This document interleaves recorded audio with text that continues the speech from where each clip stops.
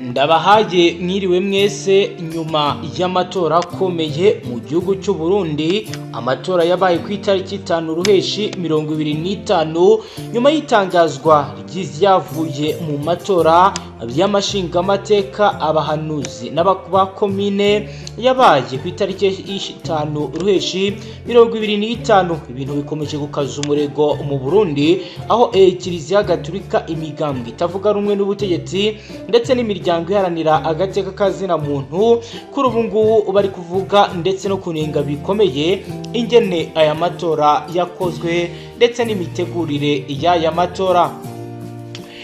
Kiliziya Gatolika iragira iti amatora yuzuyemo amakosa ateye impungenge. Mu itangazo ryasomwe na Musenyeri Bonaventure Nahimana, umuyobozi wa Diocese ya Gitega ndetse n'umuyobozi w'inama y'Episkopi muri Kiliziya Gatolika, yagaragaje ko indorerezi zayo zabonye utunenge twinshi, aho bagira bati ibiro by'amatora byagiye bifungura abatorera batarageraho ngaho ngo barebe uko ibintu bimeze. Hari amasanduku y'amajwi yasanzwe arimo amajwi menshi mbere y'uko amatora atangura. Ibi rero ni tumwe mu tunenge. Ni mu gihe kandi bakomeza bagira bati abatoreshaga barashinjwa guhatira abaturage gutora umugambwe badashaka gutora. Biravugwa ko byagiye biba inshuro nyinshi hajya hagaragara abatorera abandi no kwima bagenzi babo ubugenzuzi bwo kuba bagera ahabera amatora, kuko hari bamwe bagiye bakwa ikarita z'itora. Mugero bivugwa ko ibi biri kuba bibangamye ndetse umugambwe CNL, Iprona, urunani rw'abarundi bwa bose bavuga ko aya matora agomba guteshwa agaciro.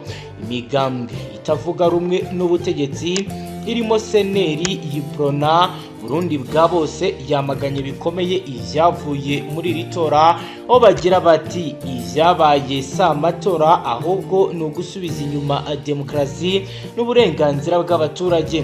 Urunani Burundi bwa bose rwasabye sentare yubahiriza itegeko nshinga kutemeza ivyatangajwe na Seni ndetse no rugasaba ko hategurwa amatora mashya yigenga atabogamye kandi afunguye kuko rero babigaragaza. Ni mu gihe Human Rights Watch n'imiryango mpuzamahanga nayo inenge zagaragaye no mu butegetsi bwari burahangaha, aho umuryango Human Rights Watch watangaje ko wavuganye n'abatari bake harimo n'abari mu ishyaka CNDD-FDD bemera ko habayeho uburiganya bukomeye. Ni mu gihe CNID